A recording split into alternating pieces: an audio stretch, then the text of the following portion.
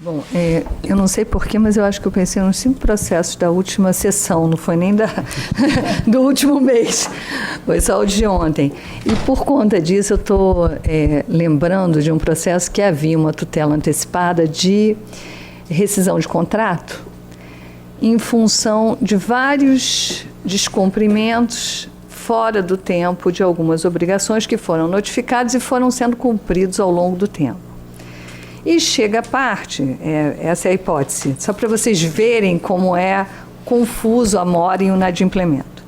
E chega a parte e diz assim, eu quero a rescisão agora e quero expulsar esse prestador de serviços. Era uma exploração de um estacionamento dentro de um condomínio, mas ela com pagamento, eles retêm uma parte dos valores, então, que podem entrar pessoas que não são condôminos, os condôminos não pagam, etc. E várias coisas aconteceram. Uma, que é uma obrigação acessória, que era provar que os empregados estavam com todos os seus direitos trabalhistas quitados. A outra, seguro do prédio. Eu estou falando porque eu já julguei, por isso eu estou falando nessa tranquilidade, foi ontem. E a outra, eles pagavam água, e a água foi sendo paga sucessivamente com atraso. Eles provam 1 ano de atraso, e ainda tinha um negócio de um tag que tinha que botar nos moradores, que eles tinham que abrir a cancela, e o tag não funcionou, e demorou, o software não sei o quê, e ainda tinha uns equipamentos. Tinham várias coisas. Que havia o descumprimento. E a parte alega que ele cumpriu ao longo do contrato essas situações toda vez que foi instado então ele teria emendado a mora e não haveria mais interesse na rescisão, e o interesse da rescisão seria, e aí chama atenção, porque realmente chama atenção, um dos condôminos tem uma empresa que administra estacionamento. Ele é que estava pagando. Olha como as coisas são. O advogado que entrou com o pedido de rescisão, ele estava mesmo custeando a ação. Financiava a ação de rescisão. E, portanto, o interesse não seria em função do inadimplemento. O interesse seria em função de querer contratar com outro e não pagar a multa rescisória. E aí? Tinha mora emendável, não tinha mora emendável, e ficou, e aí eu já vou dizer, para a continuação de julgamento, 5, porque não teve consenso na tutela antecipada. A juíza deu a tutela de rescisão, a relatora reformou para manter, e aí fica aquele interesse de manter os empregados, etc. E aí eu vou dizer que acabei com o voto condutor de divergência e levei o voto vencedor. A questão era o prejuízo, porque não interessa o que motivou intimamente eles a rescindirem o contrato. O que interessa é o risco dessa continuação do contrato tal como estava. E, primeiro, de fato, essas obrigações acessórias estavam todas sendo cumpridas a destempo. Tinha uma prestação ainda de água de R$20 mil em aberto. Eles tinham uma prova que deixaram R$900 mil pendurados na SEDAI em outro contrato. A sede dessa empresa era em outro estado, era na Flórida. E era uma empresa praticamente individual, que o cara morava em Nova Iguaçu. Então, estranho, né? A sede na Flórida. O cumprimento do dever acessório que ele diz que estava tudo pago e que toda vez que instado ele apresentou, então, no dia que nós julgamos, era o FGTS de um único mês de dezembro, já tem 9 meses isso. Ele não comprova mês a mês que ele está recolhendo os encargos trabalhistas necessários. O TAG até, tudo bem, deixei para lá, porque eu achei que era uma coisa menor. Mas o risco de se deixar em aberto uma dívida que... e eles Trouxeram, sim, o seguro, que vencia dia 13 de dezembro, no dia 3 de dezembro, 10 dias antes, e não trouxeram outro contrato de seguro. Nós estamos no mês 9. 9 meses a descoberto, portanto, quem quer cumprir um contrato, quer se manter lá, deveria, então, comprovar que está cumprindo esse contrato, né, durante o processo. Por isso que acabou revertendo a decisão. Mas a questão final interessa qual o motivo que o credor cansou da mora? Essa que é a questão. Interessa se ele quer entregar para outro ou interessa que é a mora? Muito obrigada pela pergunta, porque é um ponto... Eu peguei esse celular, não foi para ver recado, foi para abrir o Código Civil, que eu queria pegar exatamente o termo do Código Civil. Não é? Desembargadora, veja bem. 394, vou ler de novo. Considera-se mora o devedor que não efetuar o pagamento e o credor que não quiser recebê-lo no tempo, lugar e a forma que a lei e a convenção estabelecer. Artigo 395. Caput. Não vou ler, que responde pelos prejuízos da mora. Parágrafo único. Se a prestação devido à mora se tornar inútil ao credor, esse poderá enjeitá-la e exigir a satisfação de perdas e danos. Quanta palavra difícil aí que nós temos que entender. Primeiro, o que é uma prestação inútil para o credor? O Agostinho Alvim, que foi redator do Jeito das Obrigações no anteprojeto do Código Civil, tem uma obra fundamental sobre isso. Ele vai situar essa inutilidade no elemento econômico do contrato. Se o contrato se tornar economicamente injusto. Por quê? Porque um contrato é um veículo, né, de transmissões econômicas, de transmissões patrimoniais, mas o elemento econômico está no cerne de todo o contrato. Então, ele vai situar no elemento econômico. Ele vai dizer que não é aquilo que atende uma motivação subjetiva do credor, mas quando o contrato perde a sua utilidade econômica. Depois isso foi trabalhado excelentemente pelo ministro Rui Rosado. A melhor obra que tem no direito brasileiro é a dele sobre esse tema, nos comentários ao Código Civil da editora Gen Forense, onde ele estuda profundamente o que é esta inutilidade, não é? E ele vai dizer o seguinte: é uma utilidade que atende tanto elementos objetivos, isto é, a utilidade econômica do contrato, averiguada segundo o interesse contratual concreto, quer dizer, para que serve esse tipo de contrato, qual a utilidade que ele visa normalmente satisfazer, mas ele vai dizer também o seguinte: também o interesse subjetivo do credor, não no que diz respeito à sua motivação, porque isso ninguém pode saber o que passa na cabeça das pessoas, não é? Mas aquilo que ele legitimamente podia esperar do contrato. Então, é um interesse subjetivo, mas objetivamente averiguável. Ora, no seu caso, não é? No caso que a senhora julgou, não é?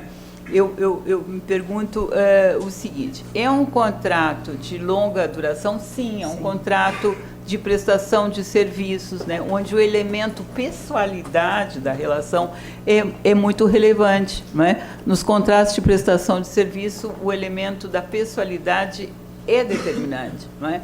Salvo, enfim, operações muito massificadas, mas na prestação de serviços, a pessoa do prestador, ela importa para o credor. Ele escolhe esse, não aquele, não é? Não são coisas fungíveis, muitas vezes.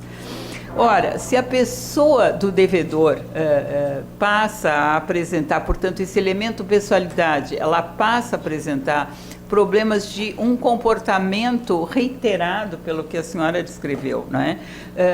Prestações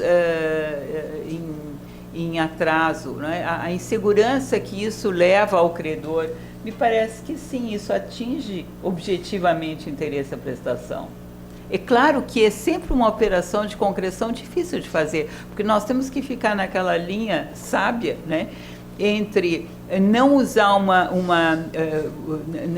não imaginar qual teria sido a expectativa do credor, porque não pode saber, né, a motivação íntima dele, mas aquilo que uma pessoa normal, consideradas as mesmas circunstâncias, com todos esses elementos concretos do caso, pode retirar daí. Isso satisfaz o interesse de um contrato de longa duração. Se é uma prestação instantânea, pronto, caiu uma vez, mas terminou aquele contrato, encerrou ele na esquina, não é? Mas não é, isso pode se repetir por anos a fio. Não é? Então, me parece que são situações que dão muito trabalho para o julgador, para o intérprete, porque ele tem que partir dos elementos do caso, ele tem que sopesar os interesses do caso, tem que contrastar os interesses do caso com os interesses normais, né, que dão utilidade àquele contrato, para dar essa resposta. Cabe ou não a resolução do contrato, ou é uma questão que pode ser resolvida através de perdas e danos pela mora e o contrato continua. Mas eu sempre penso assim, aquilo que eu posso saber com base num estándar de normalidade e de uma conduta correta naquela situação, ou aquilo que está na cabeça dele, se ele quer dar para um amigo, se ele não quer, isso não interessa para mim. Né? Porque são fatos que não são exteriorizados de uma forma que possa ser racionalmente apreensível, a não ser que isso tivesse constado lá da motivação da contratação. Aí era relevante. Que estava dentro da Assembleia Condominial, que o outro tinha a empresa e que ele ia pagar as custas. De fato, a motivação secundária estava provada. Mas é que eu entendi que mesmo havendo essa motivação secundária, ela era secundária. Certo. Porque primeiro aconteceu a mora, 3 ou 4 notificações, eles não conseguiram atender a contento, então não veio, eles não chegaram a esse ponto porque eu quero trocar. Sim, sim. Eles chegaram a esse ponto porque não tem mais jeito, eu vou ter que trocar. Aí eu disse, mas eu tenho interesse em ficar. Aí eu botei meu dinheiro lá. Perfeita decisão. É diferente, porque essa motivação secundária também veio no momento secundário. Sim. Eu acho que primeiro veio na de implemento e depois é que veio... Sim, ela não estava na motivação do contrato. Originária. Perfeito. Mas ficou confuso, fica sempre confuso. Não, são situações sempre muito delicadas, essa régua que se tem que medir, em que medida foi atingido o interesse do credor. Veja, a lei brasileira fala em utilidade, a lei italiana fala em que não cabe a resolução inadimplementos de escassa importância. Então, leva o intérprete a examinar a gravidade do inadimplemento. Nós não precisamos, nós não temos esse parâmetro da gravidade, mas, no fim e ao cabo, o exame da utilidade nos leva também a uma gravidade, porque, no fundo, é a utilidade em relação ao programa contratual, é o impacto que aquilo tem no programa contratual e na relação entre as partes, não é? E sempre fazendo essa distinção, os contratos que envolvem um grau de pessoalidade maior, nos quais a pessoalidade não é um elemento tão importante. O professor Clóvis Couto Silva chamava atenção para isso. Nos contratos duradouros, o elemento pessoalidade costuma ser importante, ser relevante, porque as partes não estão em contato por muito tempo. Não é? Bom dia. Primeiro, vocês sabem que o doutor José Roberto Castanhedes é integrante do fórum e é o debatedor, e eu roubei aqui, já que eu sou presidente, eu usei da minha... Todo direito. Da minha presidência para roubar essa primeira debate aqui. Mas voltando então ao debatedor. Primeiro, bom dia a todos. Bom dia, querida desembargadora Tereza, parabéns pela organização. Aliás, o Daniel também está aqui, nosso colega nessa comissão, gratíssimo. Obrigado pela iniciativa. Claro, deixa eu agradecer a nossa dama hoje aqui, principal homenageada dessa manhã, que é a professora Judite, que é uma dos luminários do direito civil no país. Então, para nós, é claro, uma alegria tê-la aqui, uma honra para todos nós, um momento de muita felicidade. Ontem, a professora tinha chegado ontem à noite, eu tinha aula na PUC, então levei a professora à PUC ontem. Foi um barato, porque os alunos no chão, né, para assistir a professora, foi um momento muito, muito alegre. Enfim, deixa eu primeiro começar tratando de um tema que a doutora Tereza mencionou no começo dessa nossa conversa, que é uma certa dúvida na aplicação do direito, muitas vezes. Essa nossa... Esses grandes questionamentos que nós temos quando a gente aplica o direito, nós aqui todos nessa sala, que somos de uma forma ou de outra aplicadores da regra jurídica. Essas questões que nos marcam, elas são muito valiosas. Tem um filósofo católico recente, espanhol, que eu gosto muito, que é o Miguel de Unamuno, ele fala o seguinte: fé sem dúvida é fé morta. Porque, de fato, se a gente não questiona as coisas que a gente acredita, elas perdem o valor.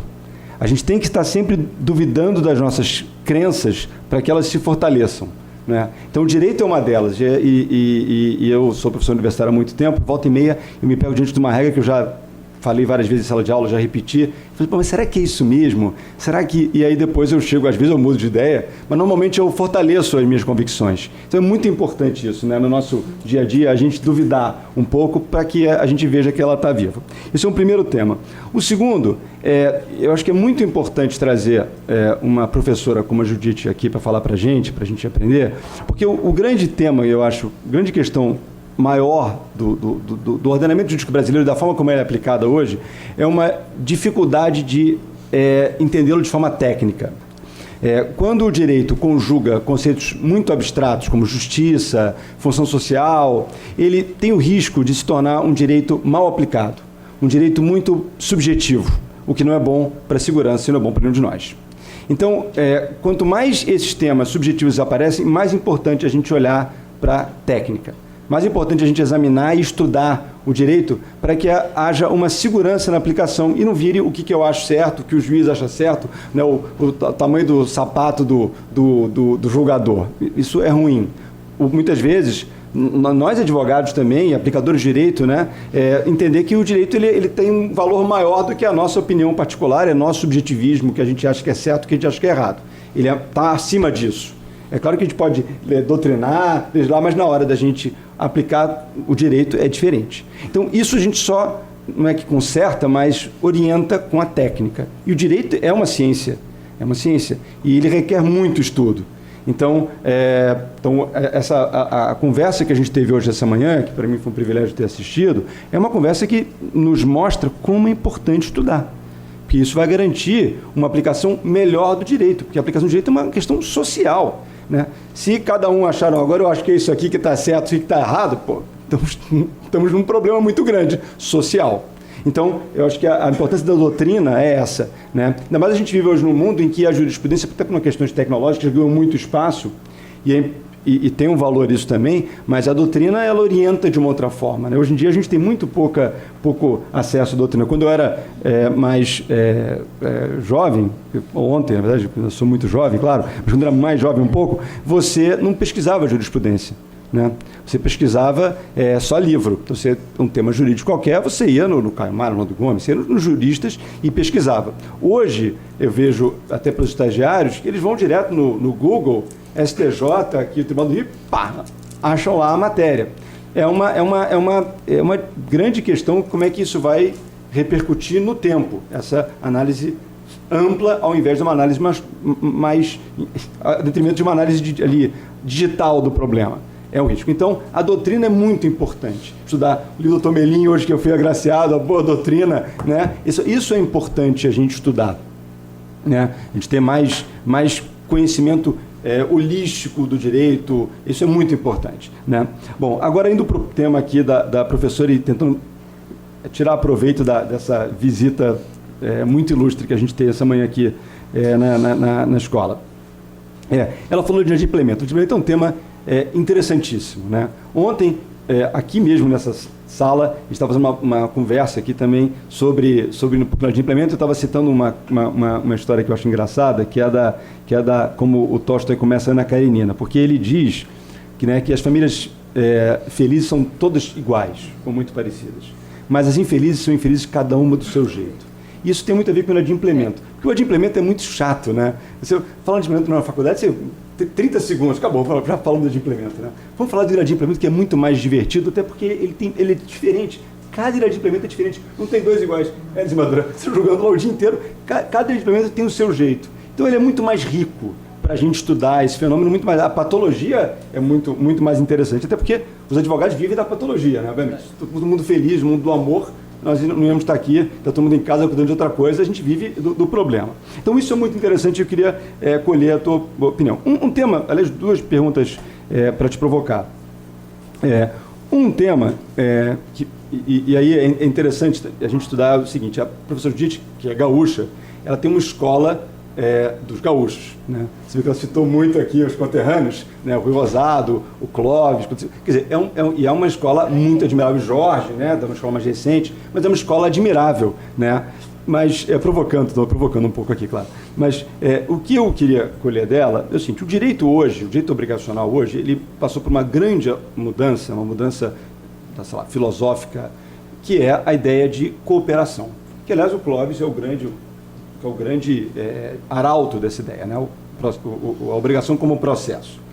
Então, na verdade, não é mais uma relação antagônica, mas é uma relação de colaboração, é uma dança, né? Pois bem, nessa hora, esses conceitos de interesse, utilidade, porque a professora, com muita razão, não é, disse que a diferença, ao frigir dos ovos, da mora, durante o entendimento parcial, para o completo, né, para o definitivo, que é uma linguagem até melhor mesmo, ela vai se dar no interesse das partes, né, do credor, mais que tudo do credor, daquela obrigação, se ela tem interesse em continuar ou não.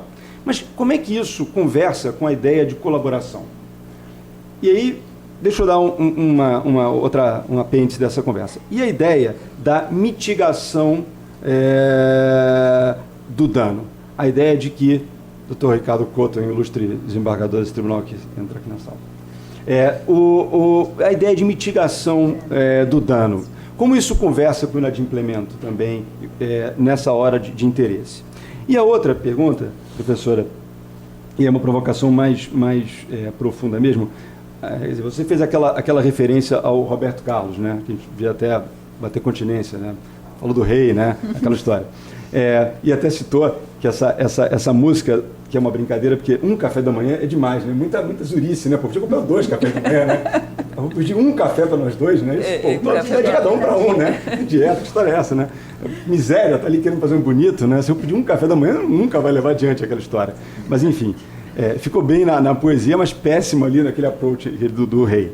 Mas, enfim, mas essa história é uma discussão interessantíssima que existe sobre a quebra positiva do contrato, e tem a ver, eu vou dar um pouco minhas dúvidas sobre esse tema, que eu tenho muitas dúvidas sobre isso, que se é de fato uma importação, né? No direito, ainda mais no direito globalizado hoje, a gente importa muitas coisas e também exporta, né, outras. A quebra positiva do contrato é uma importação alemã, no modelo em que a mora é mais restrita. A minha dúvida, e é uma dúvida de verdade, então, portanto, lá eles queriam toda uma ideia de quebra positiva do contrato, porque a mora está muito relacionada ao tempo, ao contrário do direito brasileiro, em que a mora significa muito mais, né? Mas aqui, e aí essa é a minha discussão, o esforço que a doutrina faz para encaixar é dizer que é uma coisa residual e que está relacionada a questões que não estão diretamente relacionadas ao adimplemento em si. Então, o exemplo que a professora deu essa manhã foi lá do fofoqueiro, do pintor, né? Mas aí, essa é a minha questão. Mas hoje em dia, quando a gente alarga o contrato, e de fato existe um conceito moderno de que a relação contratual ela não é exclusivamente o adimplemento da obrigação principal, mas é uma série de outros deveres que vão circundar aquilo e que são fundamentais, será que quando a gente alarga esse conceito, essa ideia, para dar o exemplo, né, da professora, do sujeito que entrou na casa dele para cumprir uma prestação, aquilo também não está, de uma certa forma, abrangido pelo próprio contrato? Ou ainda, a fonte dessa obrigação não é uma ilegalidade, que eu não devo lesar ninguém, e aquilo já tem uma fonte autônoma, que poxa, quando eu entro uma pessoa por um acesso, por qualquer razão que seja, pode ser por um contrato, isso aí não é tão relevante, a razão pela qual ele entrou. O que é relevante é que eu cometi um ato ilícito, que foi expor a vida de uma pessoa, né, um ato indevidamente, que aquilo trouxe um dano e logo há um dever de reparar, que é o dever geral de reparar, 927, se que seja. Então a minha dúvida é se a gente, no afã de trazer um conceito de fora, não cria um modelo que é desnecessário no nosso direito, porque aquilo já é abrangido de outra forma. Mas eu sei que é uma super provocação, e é um tema lindo, né? O tempo do direito civil é barato, você ficar discutindo essas coisas. Mas pode ter um efeito prático também. Mas era isso, e de novo, agradecer imensamente, Judite, a tua vinda aqui, agradecer a Tereza pela essa iniciativa também. É uma honra para a gente ter você aqui. Obrigado. Eu posso piorar só um pouquinho? Porque esses deveres anexos, alguns são legais e já previstos no contrato, como, por exemplo, o dever de sigilo que o advogado tem com o seu cliente. E esses deveres legais, nesse caso, que é um pouco diferente do pintor, porque aqui você sabe que tem o dever de sigilo, independente daquilo estar escrito no seu contrato, está lá escrito na lei, que você tem que ficar quieto. eles vão além do cumprimento do contrato. Então, esse dever de sigilo, ele vai depois de você cumprir a obrigação. Eu terminei a ação, ganhei, transitou em julgado, não tem mais nada. Mas o dever de sigilo permanece durante o tempo. Então, o inadimplemento que pode ser antecipado, ele pode ser tardio. Né? Porque eu posso falar de um segredo depois que esse contrato se encerrou. E aí é que eu digo, aqui, nesse caso do advogado especificamente, eu entendo que é decorrente do contrato. Mas eu também acho que no caso do Roberto Carlos não é. Tanto que o americano faz questão de, quando faz o contrato, ele, pumba, cláusula de sigilo. Ele volta e meia contrata a babá da Madonna, com certeza tem cláusula de sigilo. E por aí vai. Porque não é tão assim, inerente ao contrato. Ele é estranho ao contrato, ele não é bem ligado à prestação. Contrato, é a prestação. É, a prestação. Já o do advogado, é claro que está ligado diretamente à prestação. Eu agradeço muito as perguntas. Eu teria que ficar até às 5 da tarde aqui para responder, mas só que elas são muito boas. E elas levam, não é, Zé Roberto, ao que ontem nós falávamos. Eu dizia aos alunos dele, que são alunos de segundo semestre, perguntei se eles sabiam o que eles iam fazer o resto da vida. E eles ficaram meio atônitos, não é? O que vão fazer? Bom, como ninguém respondeu, eu vou responder por vocês. Vamos dizer, qual é o objeto do trabalho de um médico?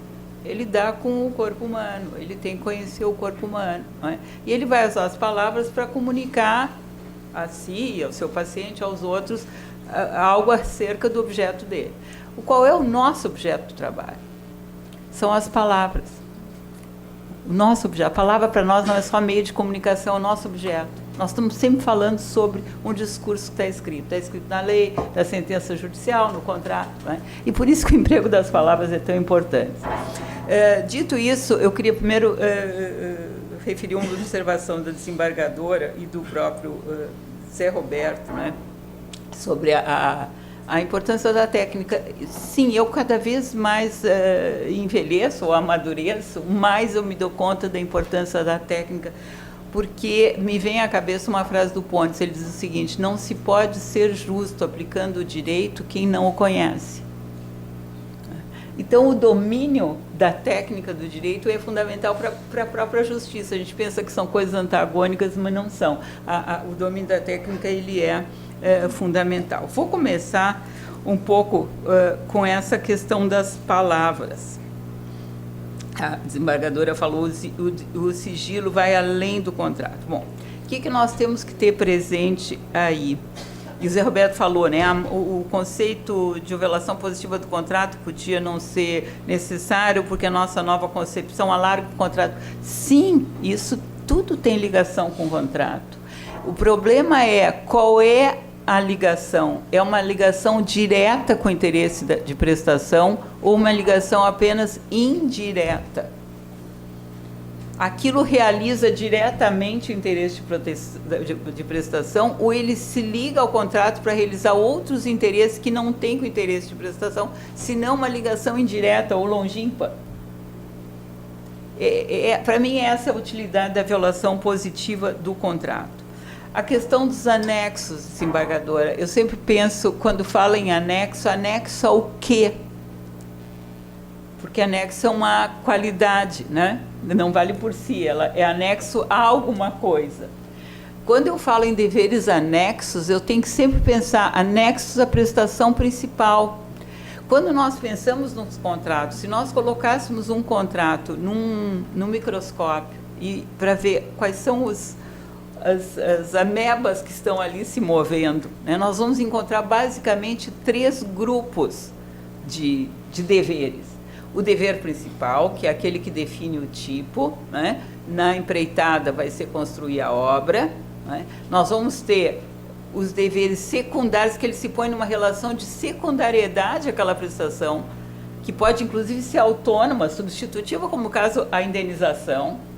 E nós temos deveres que não são nem os principais, nem os secundários em relação ao principal, mas eles estão anexos ao dever principal para melhor realizar o dever principal. Então, eu só daria o nome de anexos para essa terceira espécie. Eu faria essa separação.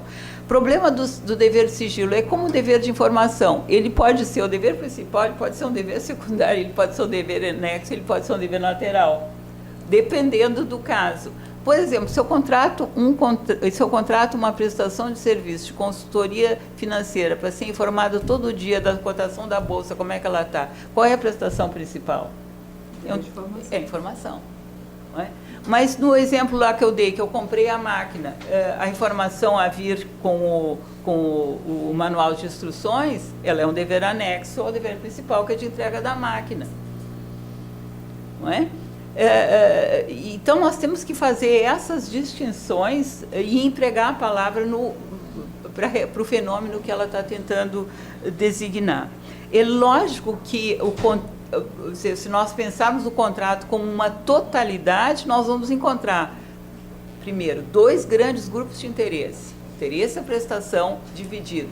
Dever principal, dever secundário, dever anexo ao dever principal em vista do interesse de prestação. Nós vamos encontrar os outros deveres laterais, porque a palavra lateral é bem expressiva. Eles não são interesse de prestação, eles estão ali ao lado. Eles podem decorrer da lei, sim, podem ser deveres legais, né? E podem decorrer do princípio da boa-fé, que impõe a todos uma conduta correta.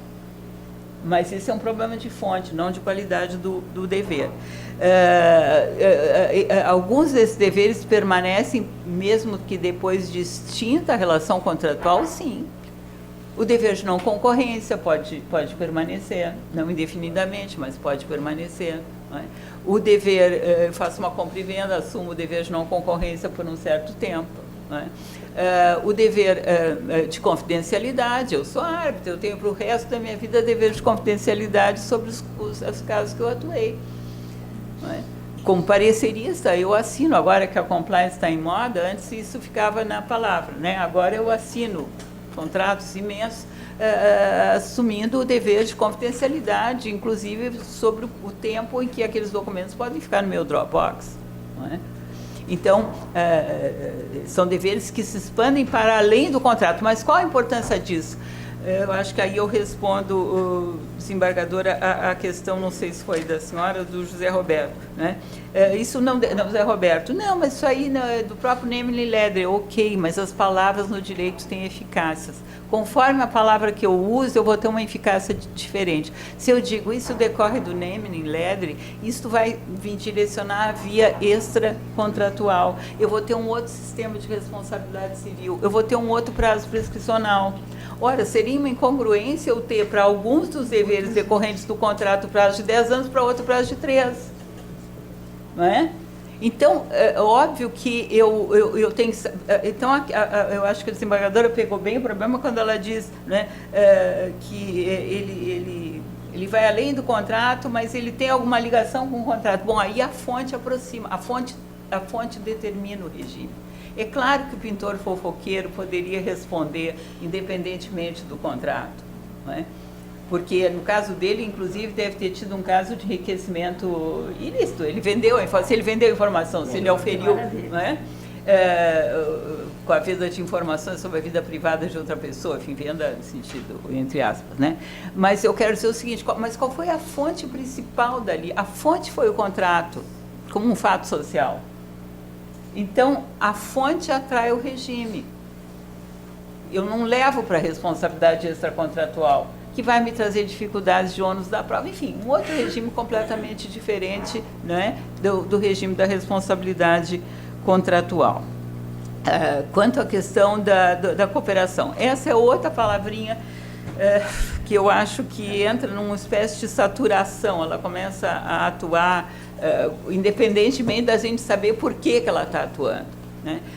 Quem disse que a relação contratual é uma relação de cooperação pela primeira vez foi o Emílio Betti, e ele que tentava fazer a distinção entre as relações de direito real, relação, portanto, entre o homem e as coisas, e a relação de direito obrigacional. E ele dizia, né, na relação entre o homem e as coisas, no vínculo, melhor dizendo, entre o homem e as coisas, há um vínculo de atribuição. É atribuído um status, por exemplo, status de proprietário, e daquele status decorrem direitos, deveres, etc, etc.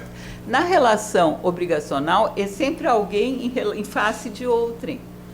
Portanto, eu não tenho atribuição sobre a pessoa, eu tenho um vínculo de colaboração com ela. É uma construção teórica do Betti, né? E com isso passa a ser usado para designar a seguinte ideia. Os contratos, eles veiculam, alguns deles, interesses contrapostos. É claro que sim, não é? Na compra e venda, um quer vender, outro quer comprar. São interesses, portanto, contrapostos, divergentes, não é? Mas eles vão ter uma convergência, porque justamente um quer vender e o outro quer comprar. Bom, mas pode existir, mesmo quando há esta contraposição, pode existir necessidade de colaboração. Por exemplo, um quer vender, o outro quer comprar, mas aquele que quer vender tem que pôr, às vezes, pôr a coisa à disposição de quem quer comprar. Isso é um dever de colaboração. Portanto, colaboração não significa ser bonzinho. Não é isto que a palavra colaboração diz. Não é para dizer, olha, seja muito simpático e amigo do outro. Não é isso que o contrato veicula como dever. Não é? E outra coisa, hoje vocês vão sair daqui cansados da palavra interesse, mas a colaboração, ela é medida de acordo com o interesse veiculado pelo contrato. Tem basicamente 3 tipos grandes de interesse. O professor Clóvis usava essas expressões e eu prossegui usando porque elas são muito boas. Ele diz, mea res agitur, tua res agitur, nostra res agitur. O que isso significa dizer? Que há interesses, há contratos que veiculam o interesse da própria pessoa. E, portanto, são situações, sim, em que eu tenho que me preocupar só com o meu interesse. Mea res agitur. Trata-se do meu interesse. Contrato de compra e venda. Perfeito? O interesse da pessoa é o prevalente. Portanto, o dever dela em relação ao outro vai ser um dever de consideração. Ponto. Ela não tem que fazer sacrifícios para o outro. Ela tem que respeitar o direito alheio. É um dever de considerar a esfera jurídica alheia. Tá? No mea res agitur. Há outro tipo de contrato em que eu não atuo o meu interesse, em que o objeto da prestação é o interesse da outra pessoa. O contrato de mandato, que nós fazemos o dia inteiro como advogados, né? Nós estamos veiculando o interesse alheio. Portanto, nós não agimos no nosso interesse. Por obrigação contratual, nós temos que agir no interesse do cliente, no interesse alheio. Então, aí, tua res agitur. O interesse é do outro. Vejam, é um grau de colaboração muito maior. Nos contratos fiduciários, é total isso. Né? E há um outro tipo de contrato que veicula um outro tipo de interesse. Nostra res agitur, contrato de sociedade. Aí a colaboração impõe não apenas realizar o interesse do outro, mas até realizar sacrifícios pessoais em nome do interesse comum, que é o típico do contrato de sociedade. Então, quando se fala em colaboração, nós temos que pensar, no mínimo, nesses 3 degraus. Se nós temos esses 3 degraus na cabeça, e é óbvio que existem espécies mistas, óbvio, eu estou simplificando, né? Mas existem interstícios entre as espécies. Mas, basicamente, se a gente consegue ter claro esses 3 núcleos, a gente vai entender como é que se aplicam os deveres decorrentes da boa-fé. Eu não posso exigir num contrato de sociedade, num contrato de compra e venda, o mesmo grau de intensidade que eu exijo num contrato de sociedade. Ou num contrato de seguro, que eu estou vinculando o interesse alheio. Compreende? Bom, faltou a questão da mitigação do dano. Eu acho que essa é outra das modas nefastas. Porque, lógico que nós não precisamos, não devemos sair aí criando problemas para os outros, assim, de uma maneira, vamos dizer, que vai ultrapassar qualquer limite da civilidade. Mas até que ponto vai o dever de mitigar o dano alheio? Veja, não se pode causar dano alheio, mas até que ponto? Eu acho que isso tem que ter limites. Há casos em que a lei impõe, isso está muito claro. Por exemplo, a regulação do contrato de seguro no Código Civil, não é? A pessoa sabe que o incêndio está começando, ela não vai esperar que o incêndio termine com todo o seu patrimônio para depois pedir seguro. Ela tem que colaborar com o segurador, avisando o mais prontamente possível daquele incêndio que vem vindo, não é? Agora, até que a questão é se usa essa palavra, essa expressão mitigação do dano como uma das espécies, me perdoem a brincadeira, de Shazam jurídico, né? A pessoa fala, acha que o problema está resolvido, fez assim, falou, tem que mitigar o dano. Espera um pouquinho, da onde provém esse dever? Segundo lugar, qual é a medida de intensidade? Até que ponto a pessoa deve agir? Ela deve ter sacrifício pessoal para impedir ou mitigar o dano alheio? Me parece que a lei não impõe isso. Que ela tenha um sacrifício, que ela responda com seu patrimônio para mitigar um dano alheio, por exemplo. Não é? Então, nós temos que também agir com cuidado. É claro que há situações em que a lei impõe explicitamente para nós o dever de mitigar o prejuízo alheio, né?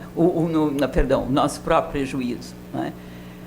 Mas isso impõe um dever de prudência absoluto para a pessoa, para que ela esteja alerta para todos os riscos de dano que ela possa ter, como se ela fosse um super-homem sobre uma super-mulher sobre a sua própria esfera de interesses. Eu acho que aí o padrão é o padrão normal de diligência, né? Para isso é que serve o padrão normal de diligência. Quer dizer, se nós mostramos que nós somos pessoas diligentes, cuidadosas, que nós temos consideração pelos interesses alheios e, portanto, nós não vamos atribuir a outrem o dever de indenizar algo que nós poderíamos razoavelmente ter evitado, perfeito, aí dá para falar. Mas para tudo, assim, sem o exame, acho que fica uma palavra encantada. E pior, quando você age com esse dever, entre aspas, de mitigar dano, e isso lhe cria, na verdade, ou lhe reduz uma indenização por dano moral, por exemplo. O que eu acho super injusto. Eu chego e não quero ter meu nome negativado, vou pagar sabendo que estou pagando dívida que não me é devida, que é de fraude. Vou pagar, porque eu não quero meu nome negativado. Agora, se eu entrar com a ação e pedir o dano moral, se não foi negativado, não tem dano. Zero. Vem prejuízo. Aí é o total contrassenso de desestímulo da conduta de atuar bem. Exatamente. E tem muitos desestímulos a essa conduta. Mas como é que eu saio disso da inexistência da lesão? Ou será que a existência da lesão é só ameaça? É confuso. Eu me deparo com isso e me sinto cometendo uma injustiça. É uma boa questão para pensar, porque ao mesmo tempo dano moral já há uma verdadeira intoxicação de dano moral. Mas aí quando eu ajo bem, eu sou penalizado. É uma questão, vou pensar, gostei do problema, vou pensar nele, porque realmente é saber até que ponto isto configura uma lesão. Ou se isto, podemos sair não pela esfera do dano moral, mas da violação de algum interesse contratual. Hoje a gente tem aquela coisa a perda do tempo útil. Sair pela perda do tempo útil dá alguma coisa. Ou você vai continuar acreditando que o dano moral é aquilo que, de fato, não deve acontecer. Então você prefere evitar que ele aconteça a ser compensado por ele. Sim, mas aí também tem um fenômeno que é uma desgraça dos tempos, que é a hipersensibilidade, né? Dificilmente a gente tem que continuar acreditando que o dano moral vai deixar de acontecer, porque ao final a compensação te é mais valiosa do que o dano que supostamente é esse patrimonial e o valor maior da construção. A meu ver, se ele dá moral compensado, você prefere que não aconteça, e aí você mitiga, e aí você não é indenizado, você não é compensado, porque o que aconteceu você mitigou. Você não vai deixar acontecer para ganhar a compensação. Mas é um pouco patológica essa história, né? Que você quer sofrer o dano para daí ter uma indenização. Isso daí. Não, o dano moral você prefere evitar, você vai lá e tira o seu nome. Isso faz sentido. Porque o seu nome é um valor para você. Você não vai deixar o seu nome ficar anotado para ganhar uma compensação. E se você deixar, então talvez você não mereça uma compensação tão grande, porque o seu nome talvez não valha tanto para você, a ponto de você transigir. Não vou deixar negativadinho, e aí vou compensar alguma coisa, vou ganhar um dinheiro. É uma conduta oportunista. Isso é uma compensação para mim. Se o seu nome estiver valioso e não quero meu nome negativado nem de fora, E não vou transigir com isso, compensar. A vida em sociedade, ela importa em sacrifícios. Né? O professor Oliveira Ascensão, ele diz algo que me calou fundo. Ele diz assim, a esfera extrapatrimonial, ela tem que ser tutelada, mas nós vivemos em sociedade e nós vivemos no intermundo, quer dizer, na relação com os outros, e isso provoca danos que não são indenizáveis, não é? Isso provoca aborrecimentos, provoca vicissitudes de toda espécie. E ele diz assim, os direitos à personalidade não são direitos do egoísmo nem do oportunismo. Né? Acho isso mas acho muito interessante essa comparação. Exatamente. Essa combinação é uma combinação desgraçada, que é a hipersensibilidade, que é o refúgio da mediocridade. Todo mundo é muito sensível hoje, qualquer coisa que você fala, não, agora você me ofendeu. Não, todo mundo é muito sensível. E o mundo também dos advogados, do mundo jurídico, o mundo em que tudo é dano.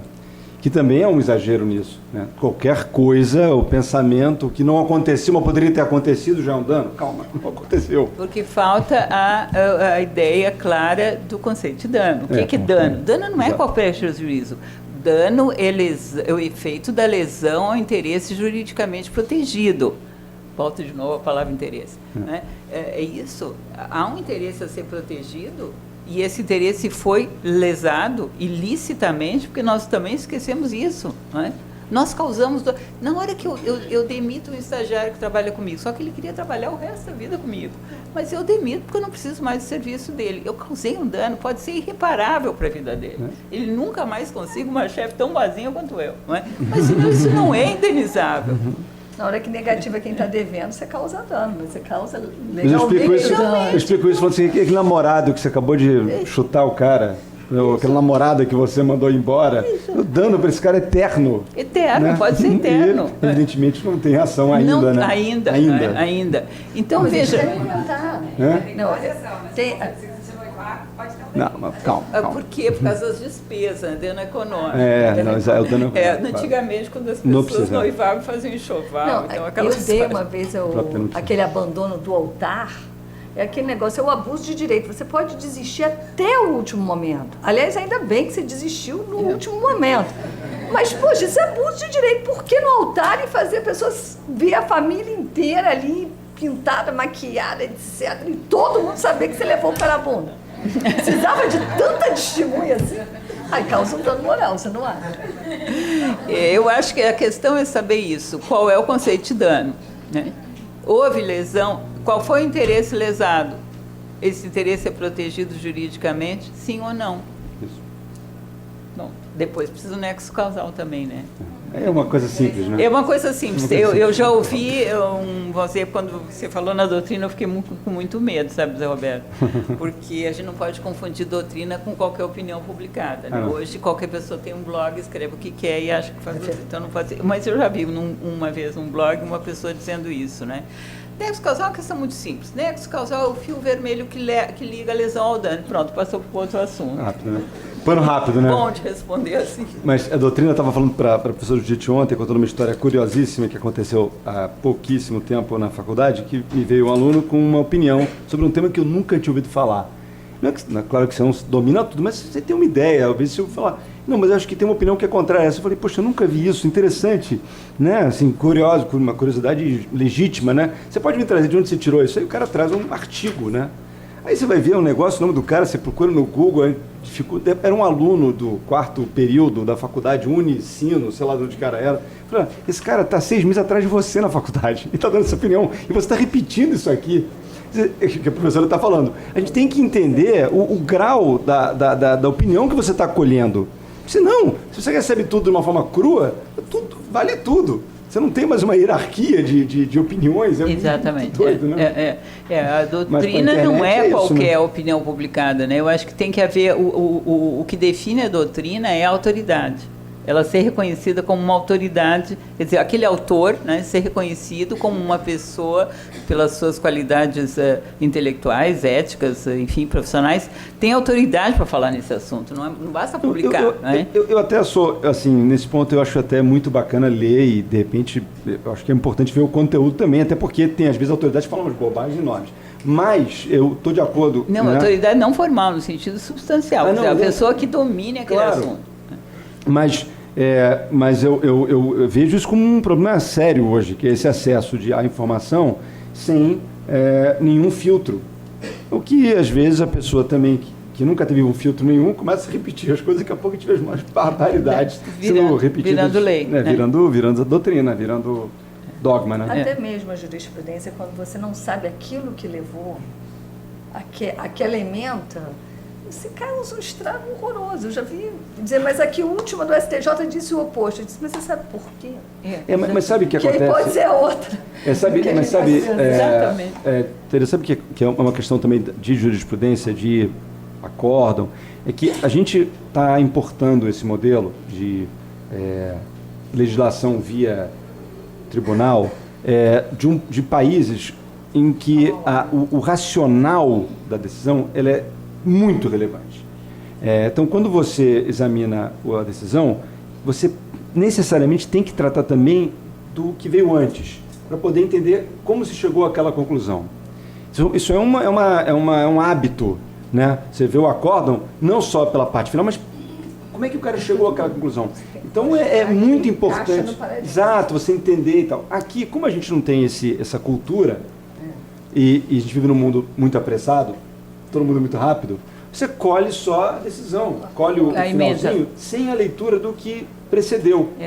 Então você não sabe como aquela casa foi construída, né? Então isso acaba gerando muitas confusões que são deletérias, né? Então, repetições, criam situações que não tem nada a ver com mas isso é uma cultura que a gente tem que estar muito atenta, porque, inclusive depois do novo CPC, que dá uma força muito grande, um espaço muito grande para o precedente, mas sem importar do common law, primeiro, a técnica de redação das decisões judiciais, não é? Que é completamente diferente, o controle brutal que há na redação do caso que é considerado precedente.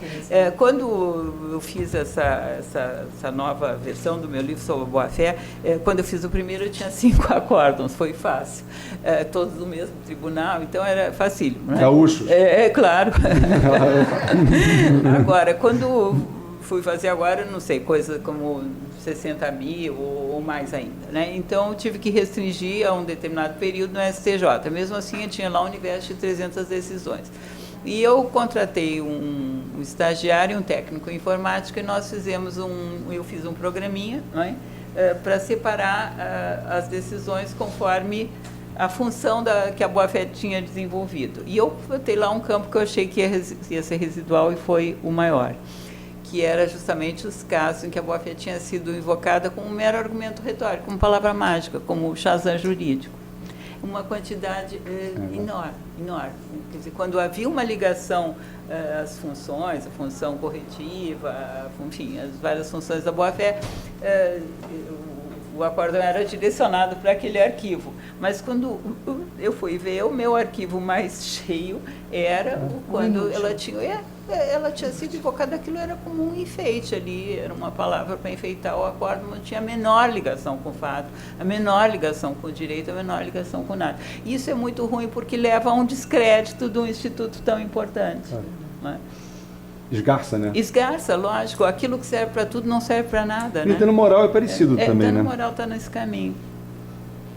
Muito bem. Bom, eu gostaria também de dar oportunidade à plateia. Alguém gostaria de fazer alguma pergunta à professora Judite?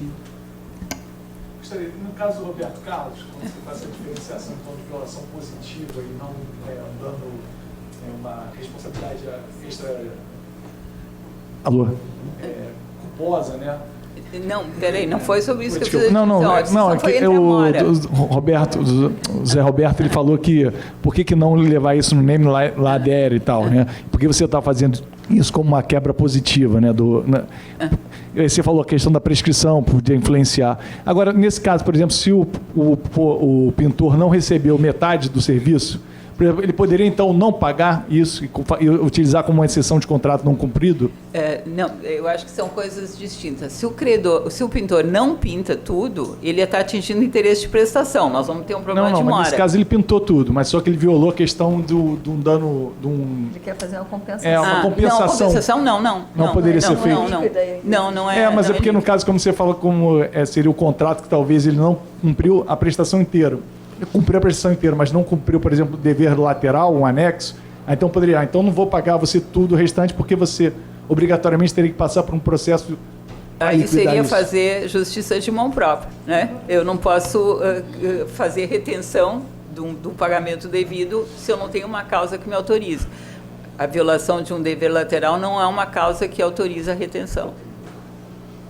Eu poderia pedir uma compensação prévia judicialmente, talvez. Se quisesse dar aquela sentença parcial para já fixar um dano moral e aí sim fazer a compensação. Sim, mas vamos dizer, não seria fazer o exercício da retenção. Então, e teria que examinar se os requisitos da compensação estão presentes no caso ou não. Pois é, por isso que eu disse que teria que dar a sentença prévia para poder liquidar. Se é dívida positiva e líquida e tudo mais. Para poder fazer a compensação. Tem um artigo muito bom, se quiserem. O Jorge escreveu o livro. Eu vou falar outro gaúcho, posso, Zé Roberto? É um artigo de um autor chamado Gustavo Aycal. E ele faz essa distinção entre a violação de interesse de prestação e de proteção, e ele usa o critério que a desembargadora usou, quando é ligado diretamente ou indiretamente ao contrato. Bom dia.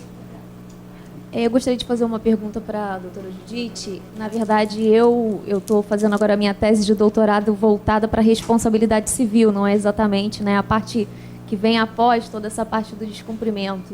Gostaria de saber se a senhora tem alguma doutrina, alguma coisa para indicar nessa área, principalmente porque a parte que eu estou pesquisando é na responsabilidade civil ambiental. Tem um déficit muito grande de doutrina no sentido da responsabilidade civil, né, que aí acaba saindo um pouco do inadimplemento contratual e vindo, né, um inadimplemento, né, realmente a ofensa à norma em si, né? É ilícito absoluto. Sobre o problema de dano ambiental tem muita coisa publicada, mas eu acho que aí, em primeiro lugar, não é minha área de domínio, mas eu há pouco tempo andei lendo algumas coisas em função de um caso que eu estava tratando e via-se que a qualidade varia muito. Tem muita coisa, mas com níveis de qualidade bastante diversos. Eu agora não me ocorre assim, nenhum livro que tenha me impressionado muito, mas se quiser me deixar seu endereço, se eu encontrar, posso lhe mandar depois. Obrigada. Eu lembrei de uma situação que agora o STJ se posicionou já com relação à possibilidade aliás, a lei vai chegar, né, do comprador, consumidor da casa própria, a prestações, desiste no meio do caminho. A desistência e pede, então, a rescisão do contrato com a devolução parcial dos valores. E o STJ, então, lançou, acho que é súmula já, dizendo que isto causa, ouro, tema, não lembro, que isto causa a liberação do imóvel para que o construtor venha a vendê-lo. E é uma forma de mitigação de dano. É isso. Se você não está mais interessado, por que eu vou ficar com esse imóvel indisponível no mercado? Chega o consumidor agora, que é o outro problema, ele dizendo assim, mas eu tenho direito à devolução parcial dos valores que eu paguei. E se você vende esse imóvel, e aí vou complicar, porque no meu caso o construtor entrou em recuperação judicial, eu tenho medo de não vir a receber. E no meu caso, que era a recuperação judicial, pior, eu não tenho título e não posso habilitar meu crédito. E não tem nenhuma força na recuperação. Então, eu não tenho nada. Eu já não tenho mais o imóvel, eu não tenho nenhuma certeza que eu vou ter esse dinheiro de volta e eu não tenho nem possibilidade de habilitar meu crédito, porque eu estou nessa situação de liquidez.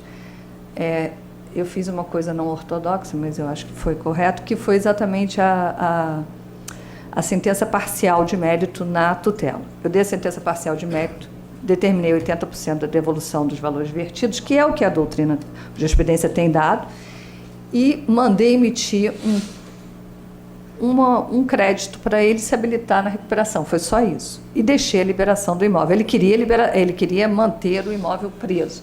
Eu achei que isso eu não poderia dar. Uhum. Mas eu, pelo menos, dei a ele a chance de habilitar o crédito lá na recuperação. Foi o que eu achei que dava para fazer.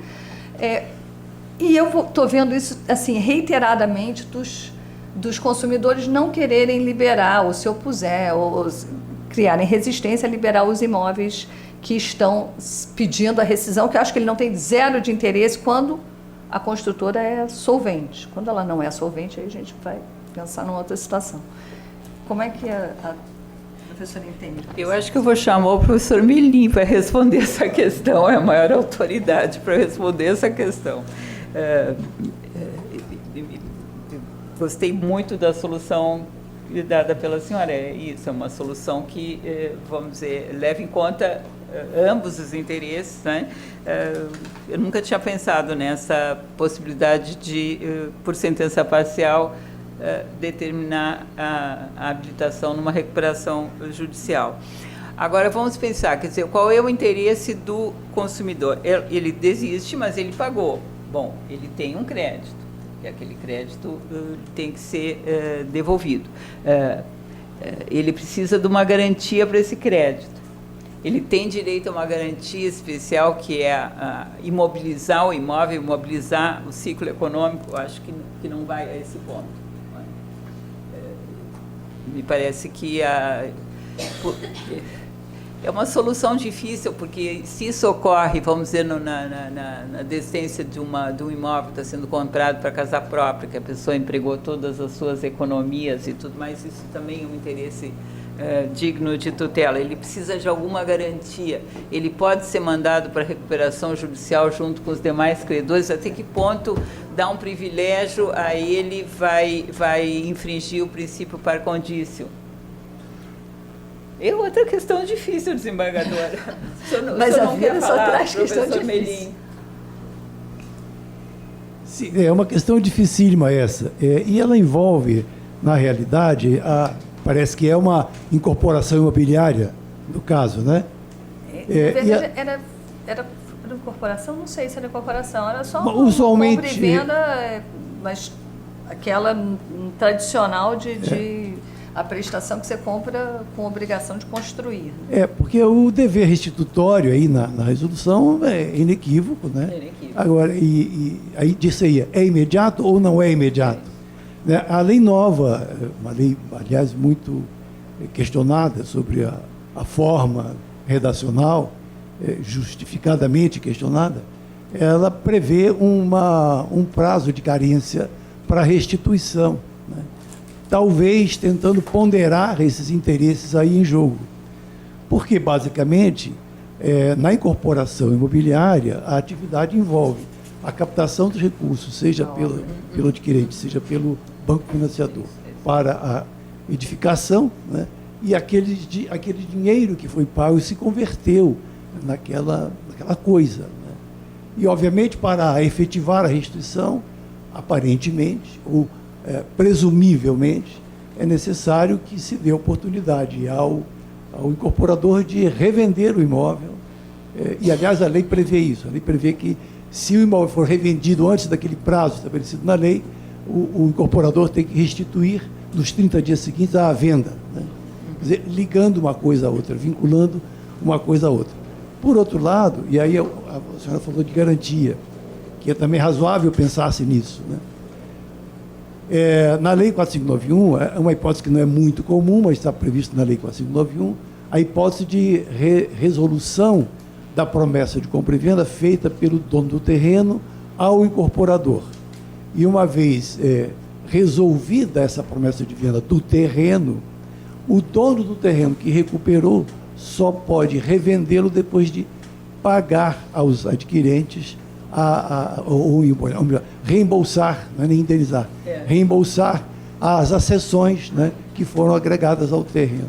É uma situação extremamente complexa, né? Extremamente complexa. Eu gostaria de aproveitar, professora e professor, e aproveitar um gancho do que vocês falaram. A senhora falou do mau uso das palavras, dos conceitos, do descaso pelos conceitos, né, ao se manifestar opiniões doutrinárias ou mesmo decisões judiciais. E o Zé Roberto falou no método de estudo direto à jurisprudência, né? E eu já estou pensando na reedição desse livro aí, porque tem surgido muito recentemente ações de resolução de contrato de alienação fiduciária. Descuidadas as decisões, obviamente, de que esse contrato é um contrato acessório de uma operação de crédito, né? E não há aí nessa operação, que é relativamente complexa, envolvendo a operação de crédito, a compra e venda e o contrato acessório de garantia, não há aí o sinalagma, né? E como é que se dá uma resolução sem haver aí um sinalagma? Eu gostaria de fazer essa provocação, senhora, se tiver tempo ainda de falar alguma coisa. Eu vou encerrar depois dessa pergunta, porque a professora tem hora aqui para pegar avião. Então, eu acho que por isso que eu fiz questão de dizer que o sinalagma ele é um dos requisitos da resolução, porque se nós pensarmos, né, nos remédios resolutórios, a história sempre ensina muito. Como é que isso surge? Conta a história, não é? Havia... Deixa eu tentar ser mais precisa. Isso foi na Idade Média, isso foi na França, e havia uma interdição absoluta, né, obviamente, a todos, porque o peso da Igreja Católica era muito, muito forte, de lesar a pessoa ou o patrimônio da Igreja, de pessoas ligadas à Igreja, não é? E era como se um juramento de fé implícito que ninguém podia lesar, portanto, os emissários da igreja, ou os representantes da igreja, etc., etc. E houve um caso, e assim também a igreja protegia o direito de propriedade, né? E houve o caso em que os vassalos de um determinado nobre assassinaram os emissários papais. E então o Vaticano determinou que as propriedades daquele nobre respondessem por aquilo. E ele dizia, né, o princípio foi: fragente fides non é fides servanda, isto é, a fé quebrada não precisa ser cumprida, né? E a partir daí nasce o direito de resolução. Sempre que eu tenho obrigações respectivas, se eu não cumpro a minha, o outro não precisa cumprir a outra. Não é? Ou eu posso, se eu não cumpro a minha, eu estou liberado, fragente fides non est fides servanda, quer dizer, eu não sou obrigado a cumprir com a minha promessa. Eu preciso ter uma relação de correspectividade em relação a isso, porque senão fica um nonsense. Não é? Fica um nonsense.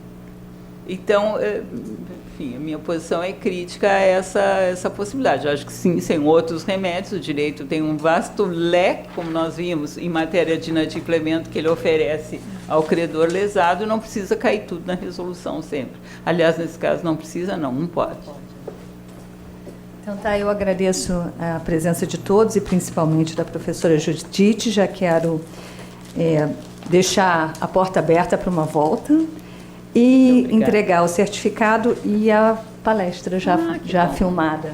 Muitíssimo obrigada.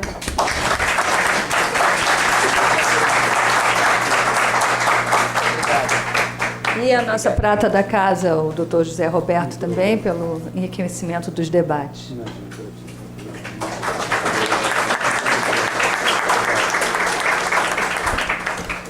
Então, está encerrado por hoje. Obrigada a todos. Obrigado. Obrigada. Boa tarde a todos.